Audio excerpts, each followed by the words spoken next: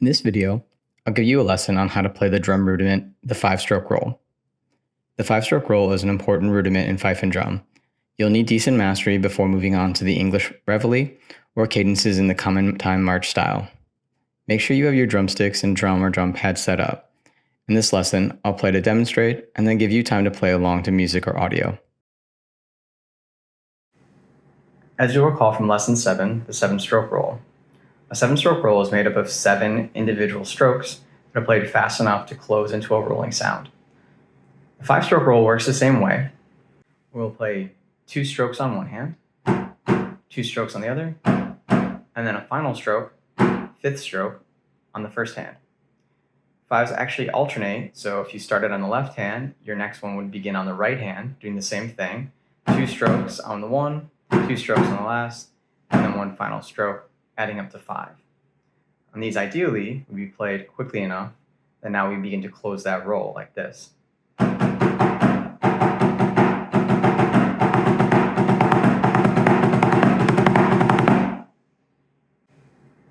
For now, we're going to keep working on that sort of cheater roll that we introduced with lesson 7 in the 7-stroke roll, and we're going to try to keep cleaning that up. To start, let's review the multiple bounce stroke that we worked on for lesson 7, 7-stroke rolls. We'll start with just the left hand to get warmed up. Remember, your goal is to throw the stick down at the head a little bit hard to create that momentum and to squeeze nice and firmly in the thumb.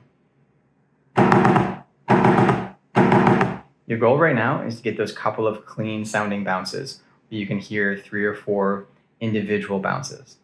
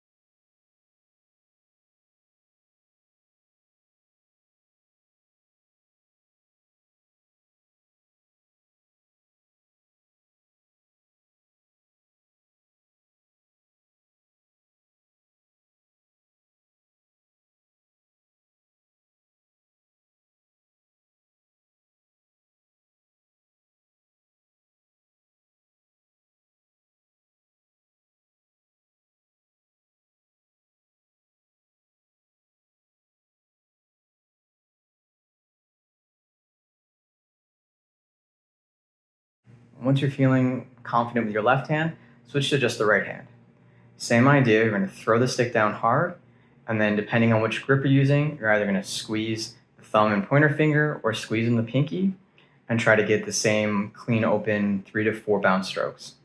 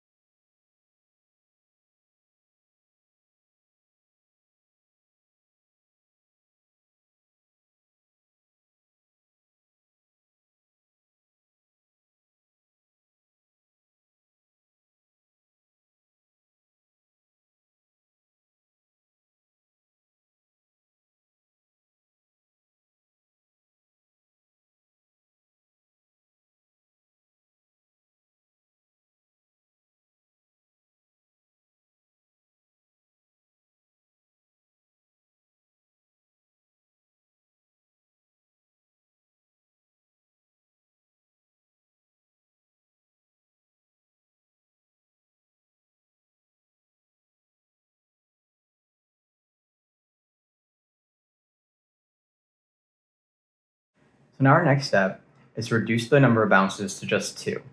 This will get us playing essentially a very clean bounce stroke roll. So what we'll do is, again, just practice one hand at a time. So with just your left hand, you're going to play the same idea, play about stroke, but after you hear that second bounce, you're just going to kind of catch your hand and just pull it back up.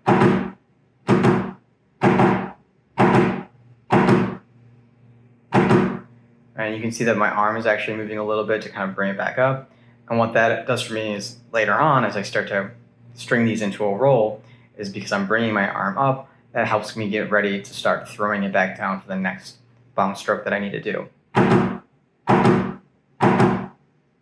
So practice just the left hand for a moment, working on catching it on that second bounce.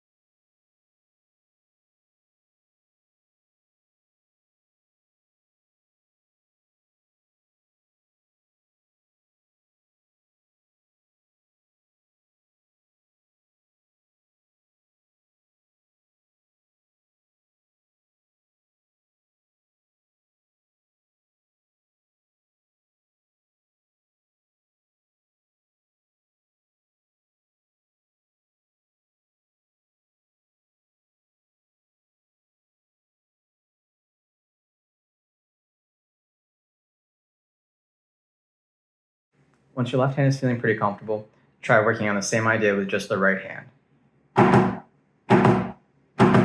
And same thing here, you can see that my arm is slightly moving up, but I'm using a little bit more of my wrist to help snatch it away from the drum head and then get ready to throw it back down.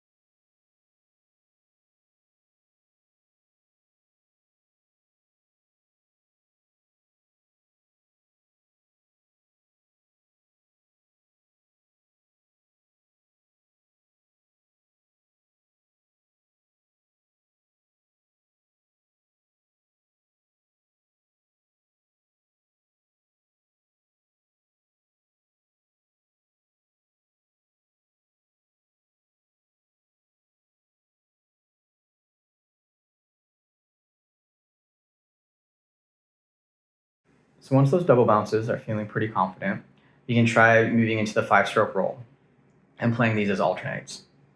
So what we'll do first is play a right-handed 5-stroke roll. So we're going to play the double bounce on our right, double bounce on the left, and then a final stroke on the right. So again, it's a right hand bounce, left hand bounce, right hand stroke, focusing on catching those bounces after only 2 strokes. Play them nice and slow so that you can focus on the double bounce.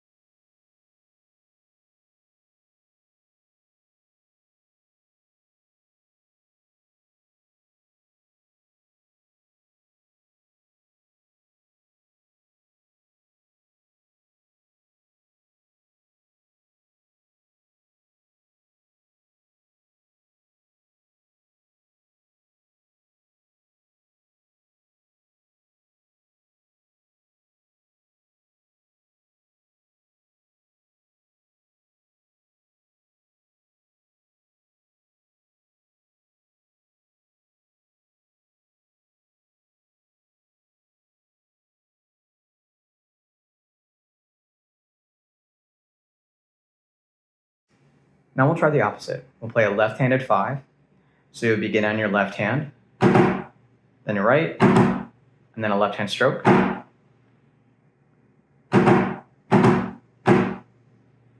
The difficult part with the left hand 5s at first is that you might be tempted to continue on and play a 7-stroke roll. So just make sure that you're paying attention to the sort of 1, 2, 3 movement that 5-stroke rolls have. So left, right, and then a final left.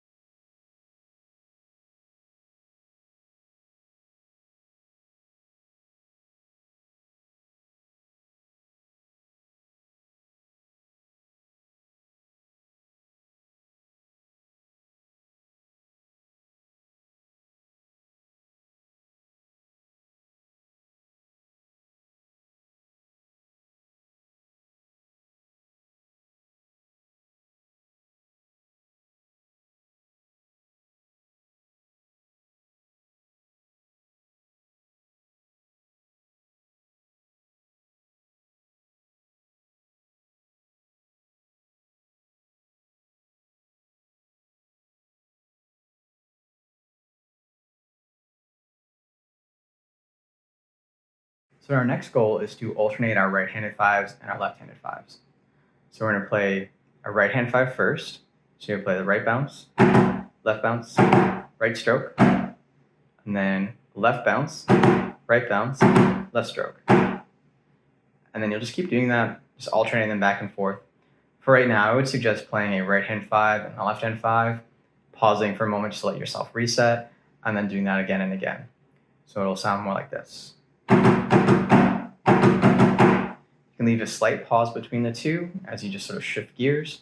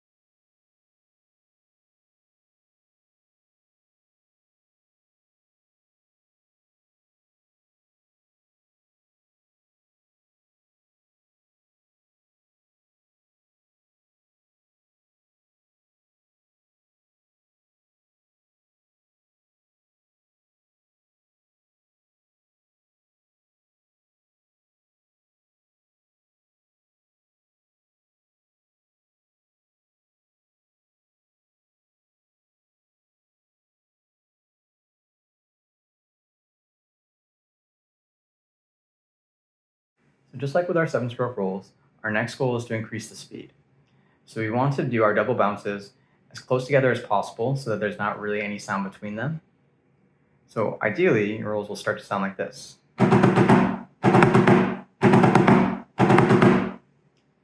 You'll notice there is a little bit of pause between each five as you shift, but there shouldn't be any pause between the double strokes and the final stroke.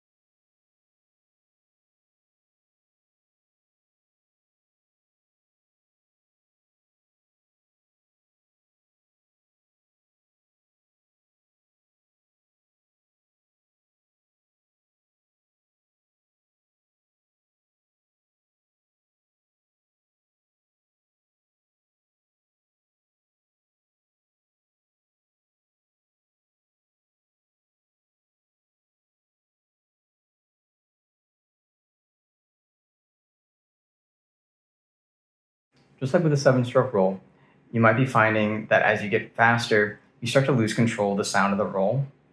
If you're hearing yourself revert back to more of a buzz stroke, more like, that means you're tensing too much. So just try to relax your hands a little bit and then open that back up. You may need to slow back down and get a little more comfortable with the double bounces and then bring your speed up again. You may also be hearing yourself moving back into more of the multiple double bounces. So you're not getting the doubles anymore, you're just getting multiple open bounces. Same thing, slow back down, focus a little bit more on that catching movement. Really think about height. That will really help you to avoid doing the multiple bounces. The higher you can keep your sticks, the more you can control that sound. You may also be noticing that the last stroke of your five is hard to keep clean. And that's because you're shifting so quickly from the bouncing grip, that sort of squeezing in the bounce, to a more natural grip to do a stroke. So again, slowing down can really help you kind of pay attention to what your grip is doing and those different pressures. But really that's just focusing on a nice sharp ending stroke that usually helps keep you from doing another bounce. So again, just focus on playing these nice and controlled. If you can play them up to speed like this, that's great. If you need to slow it down a little bit more, for right now, that's also fine.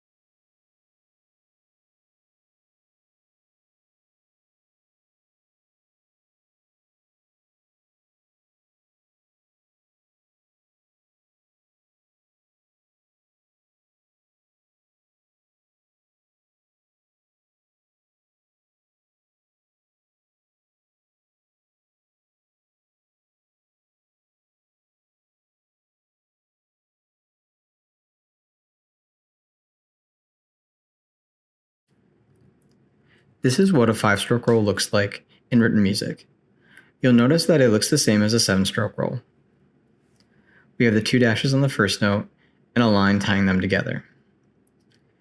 But instead of a 7 above the tie, we see a 5. 5s have 2 common rhythms, but we'll mostly play the triplet bass 5s. For clarity, these 5s are sometimes written out literally like this. As you learned in Lesson 2, the assembly, triplets are 3 notes grouped together. They can be counted a few ways: triplet, or 1 nani, 2 nani. You can also count 1 2 3 1 2 3 with an emphasis on 1, but only use that for practicing small phrases. You'll notice that some notes have a single bar through them. This tells you that the note is a double stroke. See how there are 3 notes tied together, 2 with the bar, and 1 without. That tells you to play those 2 notes as double strokes and end the roll on the final stroke. A good exercise to work on the speed of your 5-stroke rolls is to think about the skeleton or the bass rhythm. So 5-stroke rolls are ideally a triplet pattern. So if you think about playing 2 sets of triplets, so right, left, right, left, right, left, right, 1 2 3 1 2 3 1. Every time you say 1, you want to be playing a little bit harder, because that's technically the end of the roll. 1 2 3 1 2 3 1. Focus on just that triplet pattern, adding a little more speed to it. That's the bass rhythm of what your 5-stroke rolls should sound like. So what you can do is play that bass rhythm, or that skeleton. I like to do it twice over to get it in my head. Now, the next time I play it, instead of playing just single strokes, we're going to add the double strokes, or the roll portion, in. So the accented strokes are the end of my rolls, and those quieter strokes are my doubles.